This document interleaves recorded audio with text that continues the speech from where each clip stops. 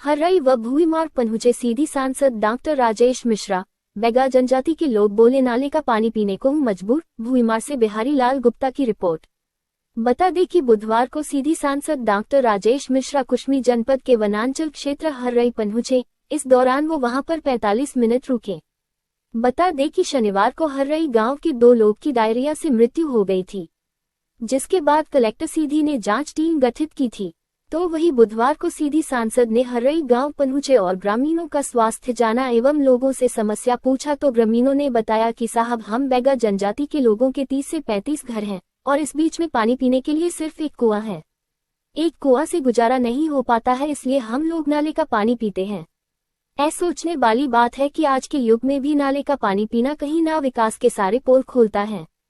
तो वहीं ग्रामीणों बताया कि वह बिजली, सड़क, नेटवर्क की सुविधा नहीं है। तो ग्रामीणों को आश्वासन देते हुए कहा कि जो पानी के लिए आप लोगों के मोहल्ले में 3 हैंडपंप लगवाए जाएंगे।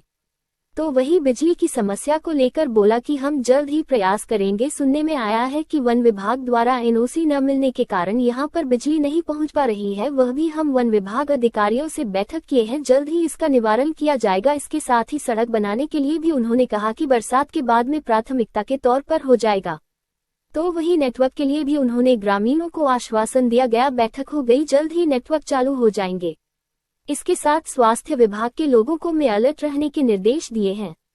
इसके बाद वह भूईमार में डायरिया से 1 वर्षीय बालिका गरिमा सिंह की मौत हो गई थी, जिसके बाद मृतिका गरिमा सिंह पिता। सर यहाँ पे आज आए हैं हर्रई गाँव में 2 लोगों मृत्यु हुई थी, क्या कुछ समझ आया सर? अभी तक जो मैंने एनालिसिस किया है, मुझे ऐसा लगता है कि इनका फूड पॉइजनिंग अथवा वाटर पॉइजनिंग है। पानी का सोर्स जहाँ से पीते हैं लोग, तो उसमें कुछ न कुछ प्रदूषण था, जिसकी वजह से इनको गैस्ट्रोएंटेराइटिस हुआ और डिहाइड्रेशन की वजह से इनकी डेथ हुई है। 2 डेथ हुई है, बाकी लोग जितने अस्पताल पहुँच गए वो सब ठीक है, कोई दिक्कत नहीं है। लगातार यहाँ पर मेडिकल शिविर लगा हुआ है, सब लोग आ जा रहे हैं। सभी हमारे अधिकारी इस एरिया के लिए सचेत हैं।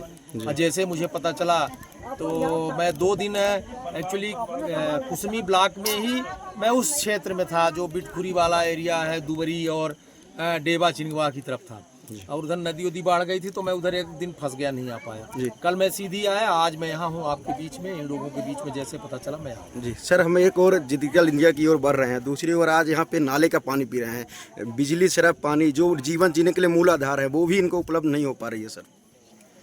ये निश्चित तौर से कष्ट की बात है, इसलिए तो मैं यहाँ आया हूँ मुझे जानने, और मैंने आज ही इनके लिए सेंक्शन करवा दिया। मैंने कह दिया 3 हैंडपंप हम यहाँ करवाएंगे। जैसे अभी बरसात है, ठीक है, इनका एक हैंडपंप बना है वो खराब है, शायद नीचे गिर गया है, हैंडपंप है। तो हम इनके यहाँ अभी कह के जा रहे हैं कि हम 3 आपके यहाँ बोर करवा देंगे। बिजली के लिए भी हम सोलर की व्यवस्था कर देंगे इनके यहाँ, और इनके यहाँ बिजली वैसे भी आ जाए उसकी, चूँकि अभयारण्य में वो एनओसी का प्रॉब्लम है, ठीक है, तो हम एनओसी भी लेकर के और कोशिश करेंगे कि यहाँ तक केबल सिस्टम से और बिजली यहाँ तक आ जाए। खुला तार तो आ नहीं सकता जी। तो भूईमार में एम्बुलेंस आज भी नहीं है? एम्बुलेंस तो है, देखिए 108 सर्विस हर जगह है जी। वो जननी है सर, जननी है, 108 भी है। 108 की तो ऐसी है कि वो सराई से कवर होती है, भूईमार से कवर होती है, उसके एक पॉइंट रहते हैं। लेकिन 108 की सर्विस इस समय पर पूरा है, उसके लिए हम लोगों ने कंप्लेन किया है यहाँ से लेकर के भोपाल तक। कल भी कलेक्टर साहब को हमने लिख के दिया, इसके पहले भी हम 1 महीने पहले दे चुके हैं कि जो 108 सर्विसेज यहाँ हैं उनकी सर्विस हमको ठीक करने की जरूरत है, वो समय से आ नहीं पाते हैं, तो उसको हम करेक्ट करेंगे। जी सर, यहाँ पे इतना बड़ा गांव है, नेटवर्क विहीन है, नेटवर्क नहीं है सर आज भी यहाँ पे, और उप स्वास्थ्य केंद्र जैसे सुविधा जो निम्न है वो भी यहाँ पे नहीं है, भावंतर नहीं है सर।